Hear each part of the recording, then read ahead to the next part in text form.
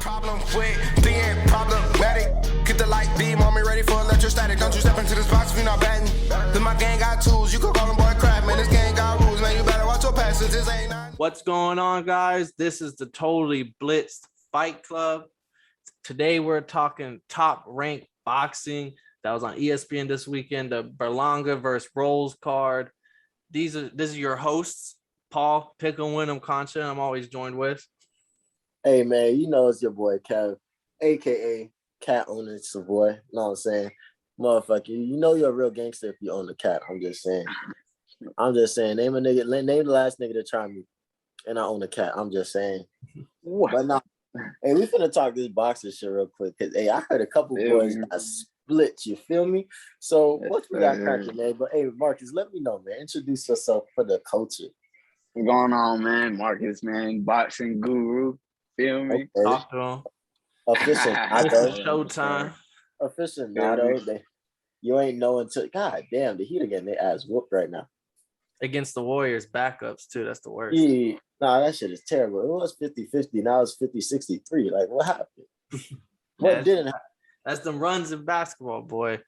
But this weekend, man, there's a lot of fighting going on over there on ESPN, though, this top ranked card. The Puerto Ricans are showing out this weekend. We have a fellow Puerto Rican with us, Mr. Marcus. Talk to him, boys. How do you feel? You wasn't talking about the crowd showed out though, man. That building was lit, man. The crowd, you could hear the crowd even with the undercard fight, so definitely popped out. I mean, I wouldn't say the fights lived up to the hype, not all of them, but definitely the event was lit. I wish, like, if I was there, I know that shit would have been fun. The atmosphere was banging. I saw. Yeah, you could tell, bro. So like, that would be worth it. That boy Berlanga brought out Mike Towers. Mike Towers, man. Fuck it. No, but this he took bro. His walk to the ring was so long, low key. Like that shit was already late. It was like 12. It was like past 12, and he's like just standing there. They had like the earpiece telling him to wait. I don't know what was going on, but he took forever to walk up. No, I saw that because someone said Mike Towers played the same song twice because of how long the walkout was. Damn, I didn't even notice that. No, but on repeat. Before we go into this main card and talk about all the ass whoopings that we were watching this weekend, we got to highlight some of the undercard fighters that did show out. First one, I didn't know anything about him. Marcus put me on. Bruce Shu Shu Carrington with the overhand right left hook KO over Yuri Aduhar. Is that how you thought it was gonna go? Yeah. Well, I mean, he's not really known for the power punching, but he might be. If he can keep working like that, man, he looked real good. I like the performance put on, like the combinations he was throwing. But the Brooklyn boy, he got it done in his hometown. He probably was looking for the knockout, and it was such a clean hand. I love those knockouts where they slip a punch as they knock the guy out. Because if you look, he slipped that punch, and the guy just falls like fucking a dead toy. Ooh. Nah, that shit was nasty. I'm pretty sure this is the one I seen. Like, Yeah, bro got his lights K'd the fuck out, and it was crazy because I was literally at a food truck rally, and so I'm watching it real quick on my phone and shit. And I'm trying to order at the same time. So I'm just sitting there like, oh yeah, can I get the blah blah blah? Oh shit! That's how I reacted. Everybody thought like I got shot or something. So I had to show them boys like, hey, look, this was bad. The niggas in the truck like, ooh.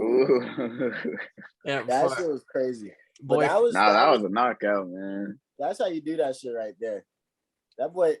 What are you looking like? How young is he like that? Is he fresh out? Is he like I think that was only like his third fight for like I think he only has 3 fights. So like he's still real young. Yeah, so he's only 24.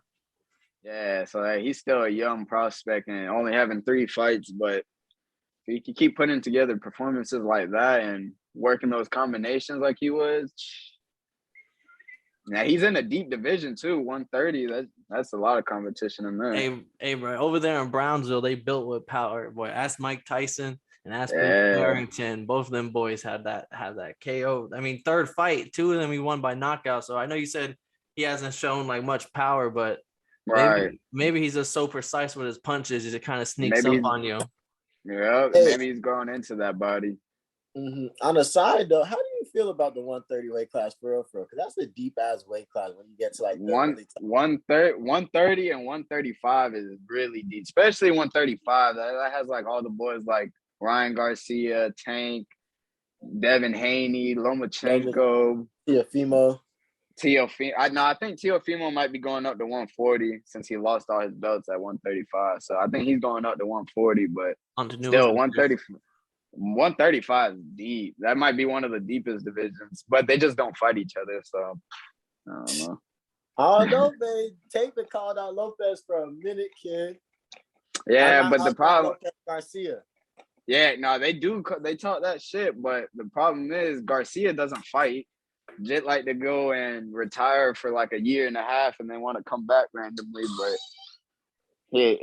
and then Tank, he got bad promotion, or he don't got bad promotion because they doing their numbers, but they just don't fight no one, bro. Like his next fight is like worthless for real.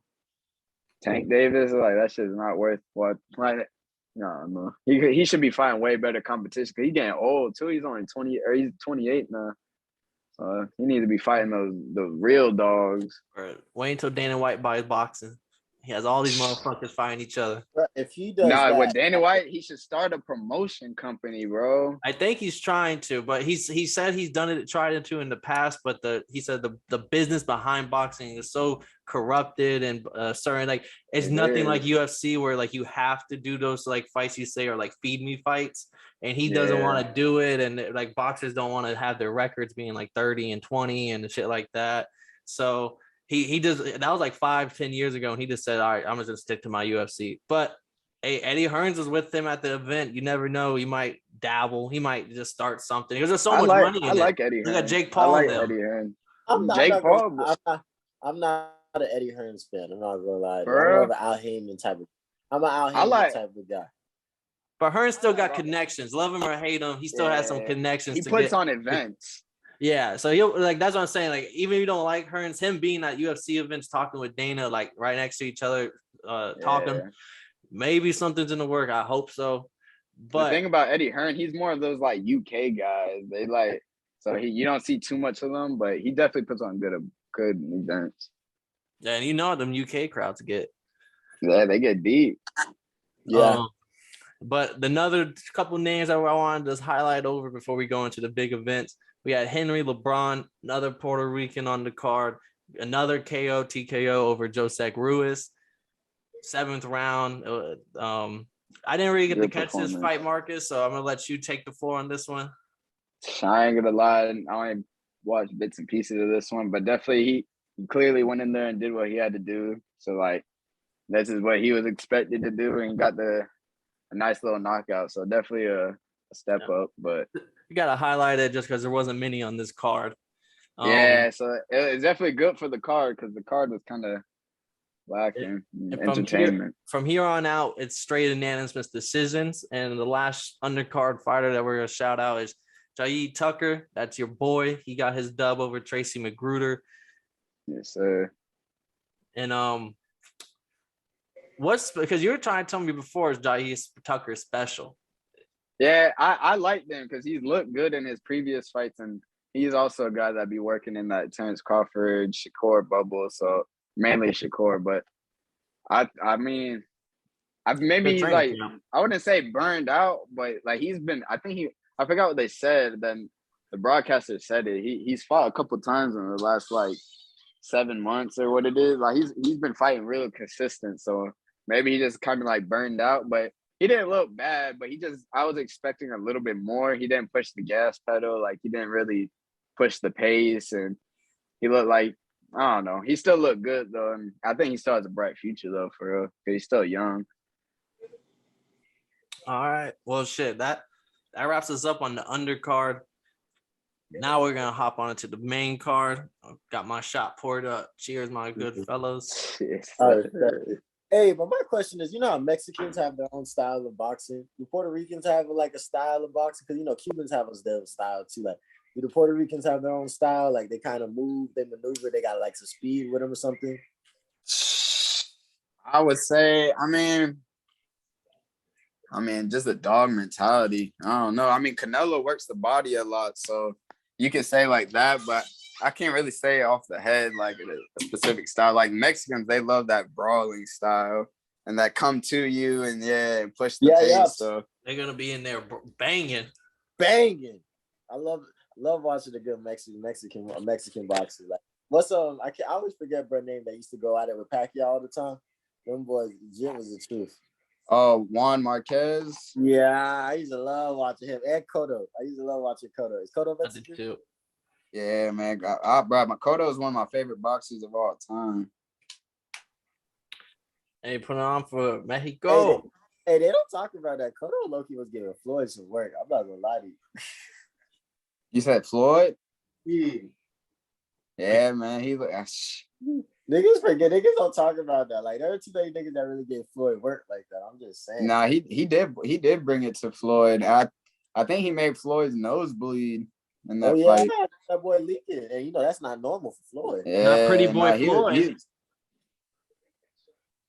He was tagging him, man. That shit was crazy. I always watch the rematch of that, or I always rewatch it.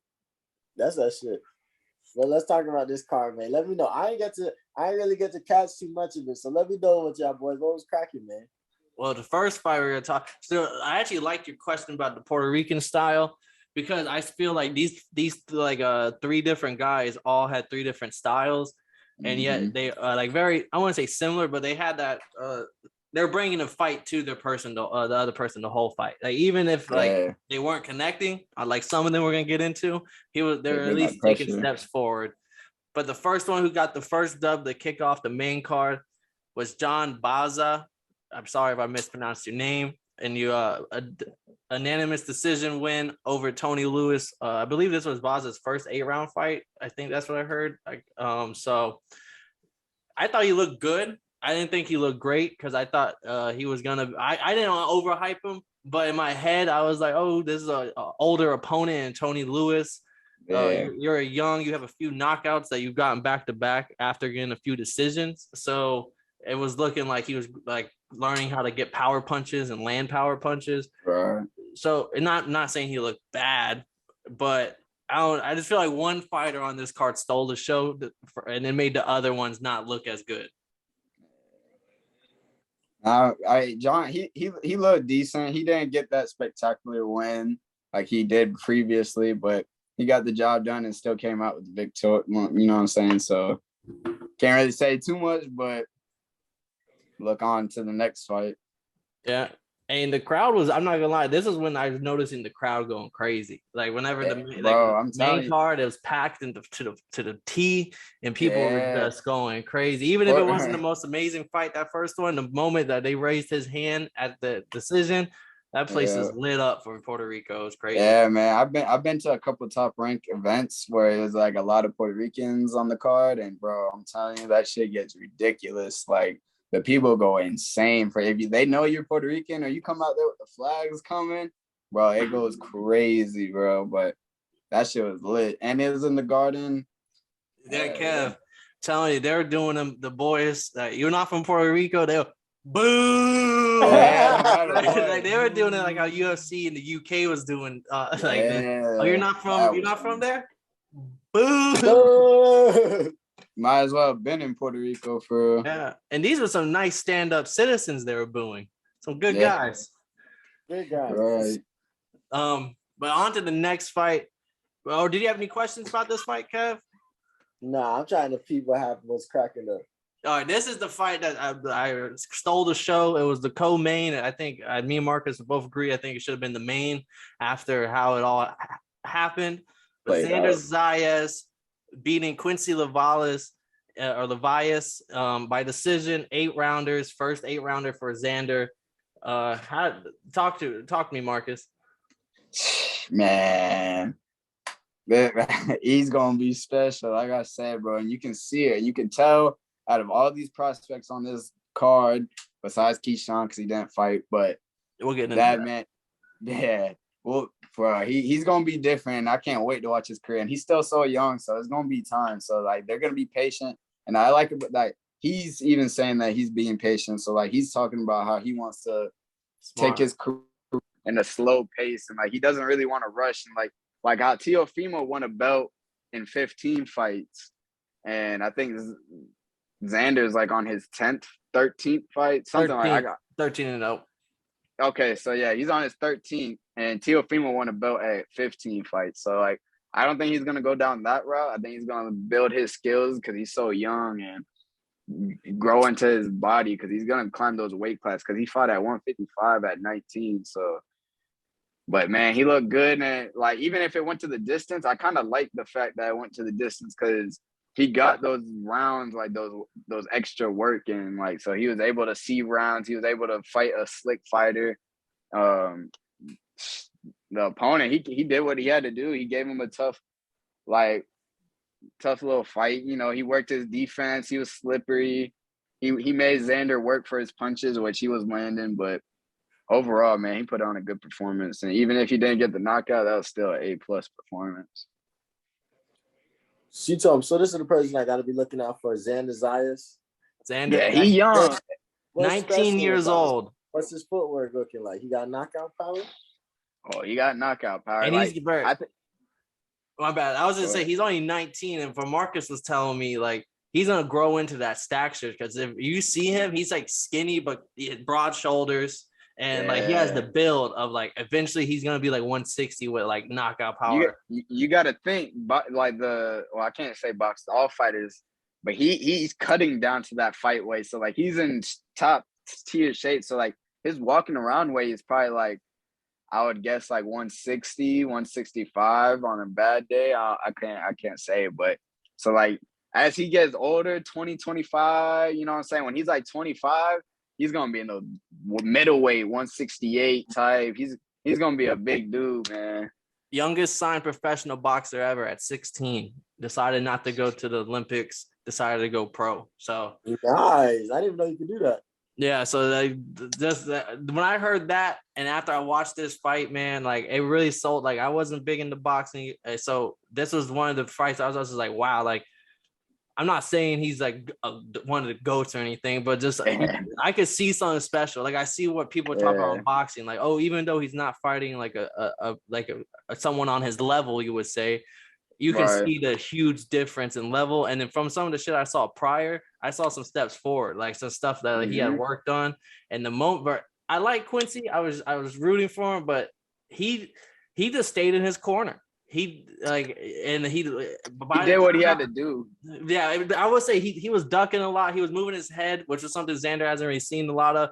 But the head work was there, footwork was there. But the fact that he just was like okay with just being stuck in that corner and never did anything to get out of it, because he only threw like a total of 40 punches or something. Like he didn't throw a lot. The whole fight, but he was just getting overwhelmed. That's what I'm saying. When you watch this fight, you see somebody who's just it's almost like I want to say a punching bag because that's disrespectful, but he went in there with like just I'm so much better where I'm just going to show you. Like you give your little brother the controller on the game and like you kind of pick your shots and you want to get that knockout. You want to make it look good. Like, and that's literally what body shot, headshot, body shot, headshot, slip under a shot, body shot, headshot. And I was just like, he's just over like, and this other guy is a pro. He has some big underdog wins on his belt. So it's not like he's a pushover. So definitely a big step up in like compared to his previous fights. And for him to go all 8 rounds, I think that was really good for him, honestly. I think that's better than he looked good in the late rounds. Yeah, exactly. Like he still had that same pressure. He still was attacking the body. He wasn't head hunting. I hate when young fighters like the head hunt. Like so like he was working his plan. He was just doing his thing and 154. He's fighting at 154 right now. That's a low-key deep division too. I like that division. Yeah, but I think that's why he's also taking his time because he knows he's 19. So like, if he takes his time, maybe like some of the new faces are coming in, and he's gonna be the top. Yeah, exactly. Wait until he's about, I'll say like 22, man. 22, 21, he might win his first title. Ooh, heard it here first. Market calendars. 2 Maybe years even now. 23. Yeah, man. You talking real title? You talking a regular title? No, I'm talking about the big boy titles. Okay. He's gonna get him one. He ain't gonna get that WBC, is he? He's gonna get the WBC. Okay. On to the next fight. This was another fighter who came in with the prospect. He was already ranked like 11th and 14th in some spots. So he was a super prospect. 16 knockouts in his first 16 fights, 18-0. He goes in there and fights Steve Rolls, who is a very good veteran. He is older now. He is 37, but his only loss on his belt is to Triple G. He's 21-2 or 21-1, but not he lost the fight, so now he's 21-2. But the big step up in competition. I personally didn't like Berlanga. He looked almost like Wilder-esque. Like this, I'm coming here to knock you out early. And if I don't knock you out in this first, like, because Steve Rose just played it smart, jab, take a step back, jab, duck, and like, I want to say Berlanga got flustered by any means because he wasn't throwing like volume or anything, but he didn't do anything to cut off the ring. He didn't do anything to set up his shots. He would just sometimes come in with an overhand and like he didn't do no jabs. He didn't do like no footwork. No, like for someone who like a year ago was arguably on his way to go fight for a belt and they're going to take over a division. Some people were hyping him up about his power. To see him basically, because some people are debating Steve Rolls' wonder fight. Like, oh, if you count the jabs and just like, if you like, because Berlanga probably had like 10 landed shots in the first round. And I promise you, none of them did damage. They were all just like barely hitting him type. And it was just like one person had skill, but was as older and couldn't cover the distance, and there was a big reach advantage versus a young bull who just didn't know what to do, and he had someone who just outsmarted him the whole fight. Man, bro. The thing is, bro, Rolls came out fighting like he was like, I wouldn't say like he was being cautious, bro. He was respecting the power at first, and you can tell that's why he was staying on his back foot, working his jab and staying out of reach. He'll throw that jab and move out the way, but Berlanga couldn't even fucking capitalize on that. And once Rolls realized like, oh, his power, or like, not that his power is not real, but he's not coming at me. So like you can see his confidence grow. Rolls' confidence started to grow a little bit, but man, I was blowed watching that shit. Was honestly boring to watch, bro. Like, cause like you said, he wasn't cutting the ring off. He wasn't shortening the distance. He was just letting him work his jab, and he got frustrated. You could tell he got frustrated, and like he didn't know how to work. And then he made excuses after the fight and talking about he's fighting scared. But if you a boxer, bro, you a professional boxer, you gotta adapt to each fighter in ring. Like you gotta adapt. You gotta learn everybody's skill set, and like you gotta adapt in the later rounds. And I don't think he ever really adapted. And no, man, the hype train should stop. People need to hop off, and I don't think he should really be a main event right now. At least, like maybe throw him on like a co-main event, maybe. But he needs a slow. Maybe they hype just went too fast for him to get his skills. That all right, like he's not a terrible fighter, but he definitely has holes where he's not. Like I think if he fought a top-notch guy right now, like one of the top guys in the weight class, it would look bad. That's how I feel. He doesn't know how to even throw a jab. No setup.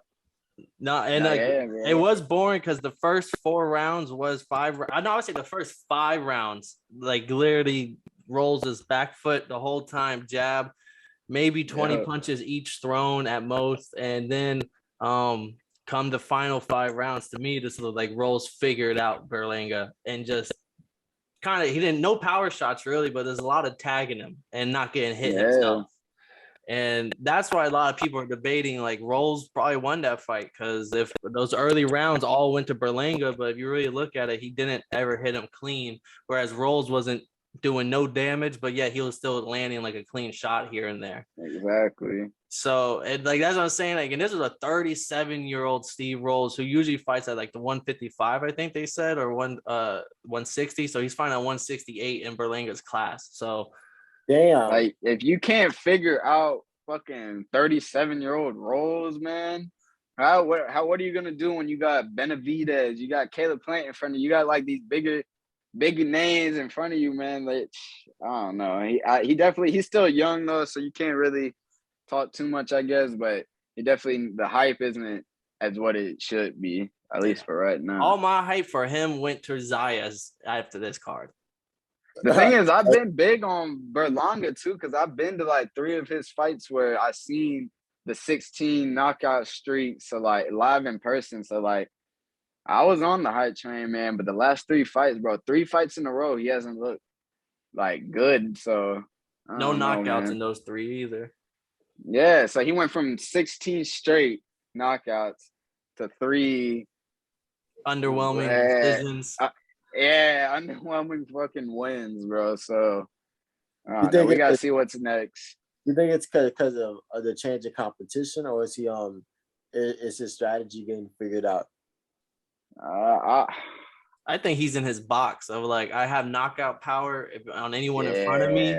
I don't, and like he hasn't really worked on head work and setting up the knockout power and being okay with going in with an exchange and only throwing a couple of jabs, not needing to throw a right hand every single exchange, because like his tendencies, and he hasn't grown yet. He's still young. Maybe he works out hard this camp, and next fight he's showing something different. But that's all he needs to do, show something different.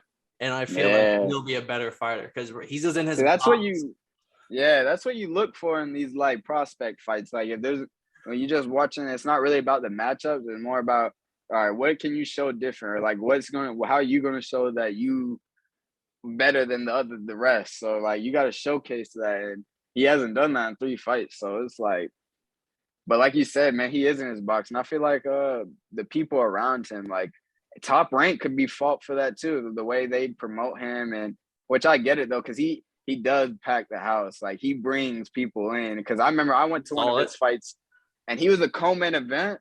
And the main event was a world title fight, but he was a co-main event, and it was packed. And then the main event started, and you could see people was leaving. So like people was there just to watch Berlanga. So like it's crazy. He does sell tickets, and he does have a big fan base, but the skill set is still got to catch up to that. He likes to throw those power right hand and the left hook. Like he has to learn how to like. He has no jab. And also the other point, Kev, I do think it's because it's a step in competition. Whereas when he was in his box against weaker competition, he just overwhelmed them because they didn't know how to deal with it. But now he's fighting fighters with higher IQs that have more experience. Yeah, they might be older now, but they fought against people way better than you, and they know how to go, probably with more power than you. So like they know how to handle it, and know what game plan to go in. So if he doesn't change, his competition is only going to get better because he still won. So next guy, if let it be shit. Steve Rolls 10 years ago probably was whooping his ass, bro. Like, don't let it be a Caleb Plant. Don't let it be a Caleb Plant. So, but Puerto Rico put on. I mean, majority. Let me see. I think all Puerto Rican fighters won. Yeah, all Puerto Rican fighters won. It was a good card. The reason why it could have been a little bit better, I won't even say a little bit, could have been way better. Keyshawn Davis pulled out because of illness. He couldn't fight. He wasn't COVID though. So it wasn't COVID, but he was ill. Why do I see this man at the event dancing and having an interview and having a good ass jolly time in some street clothes? Looked like he was having some fun. That's crazy, man. But they didn't even try to hide it. He was having interviews with the commentators and like just chilling with them. What's up with that, Marcus? Is it like I'm wondering? I wouldn't say common, but I wonder if he was like sick recently, or did he get sick in his camp, and then his camp said that since he maybe needed time off in his camp that they didn't want to fight. It probably would have threw off camp schedule. So I'm assuming it was something like that where like he was sick already. And just since his camp maybe got delayed, that's why they pulled out and said, let's do it on the 30th. So that's probably why he was looking healthy the other day. So maybe he is healthy like as of today, but since maybe his camp got delayed, that's probably why maybe his people felt uncomfortable putting him out there. Well, since that's what I would assume. Yeah, I don't know though. Since you're giving him the benefit of the doubt, Kev, how do you feel? Hey man, I'm not gonna lie to you. I've skipped wrestling practice before and still went to the football game afterwards. Like it'd be like that sometimes. Like I skipped. Hey Paul, you remember what we're not gonna get too deep into the story, but remember when I had skipped the wrestling tournament that one time, and because we went to Taco Bell, and them niggas sent the fucking Legion. They sent the fucking search party out for me, looking for Kev because they knew you asked somewhere. Yeah, them boys were late to the tournament because they said they spent an hour looking for me. Like 4 different people knocked on my door. Is Kevin here? Kevin back? No, he's not back. Oh, okay. It's like, God damn.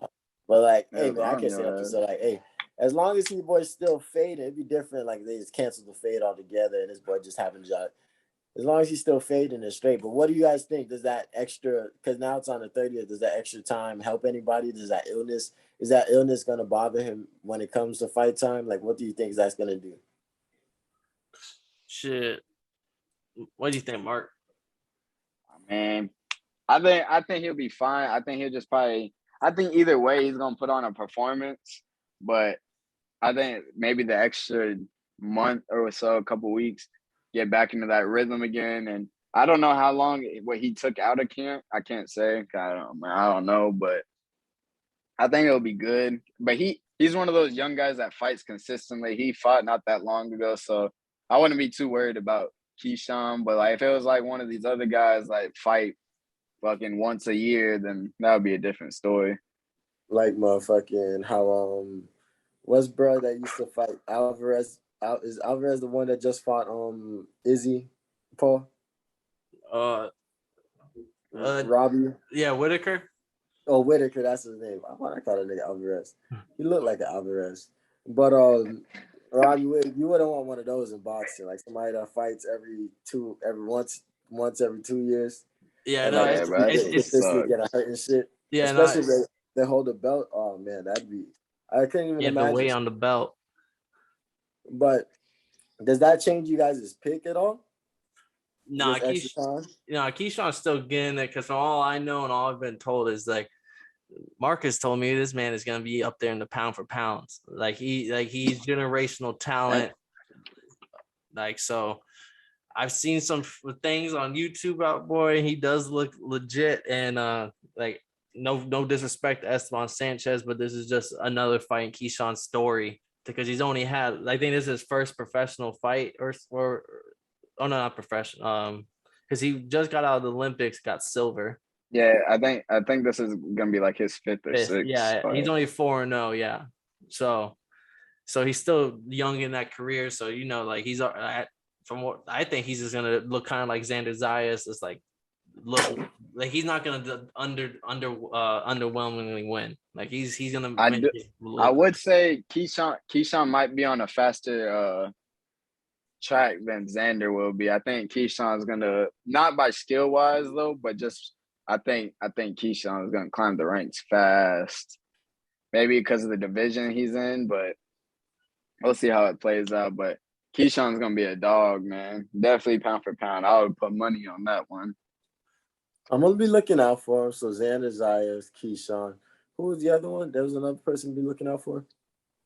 Shu Shu Carrington. Oh, Shu Shu. Shu Shu might take a while for you to... That's going to take a little while because he's still on. But he'll be a fan favorite.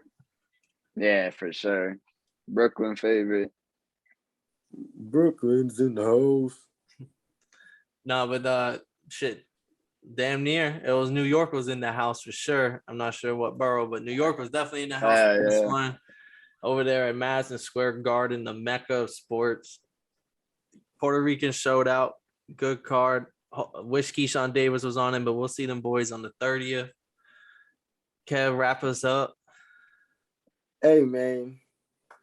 If you didn't know, we talk fighting. And if you really didn't know, we talk boxing. This was the first installment of the Totally Blitz Fight Club boxing spectrum in this motherfucker. Yes, we said spectrum. That boy Paul had me googling shit last episode. I was like, spectrum, isn't that a cable company? What that shit got to do with boxing? But we figured it out, man. But this been another episode of Totally Blitz, bitch. I'm that boy Kev, Water Boy. Fuck what you heard, the people's champs of boy. I'm in this bitch with Paul Pick'em winning Contra. We in this motherfucker with Marcus, long ass underline, nickname coming, man. The boxing guru, himself, Henry, man. And it's been Totally Blitz, you bitch. The medicines. We've been on that rock star regimen, knowing that I'm heaven sent, higher than I ever been. I got a problem with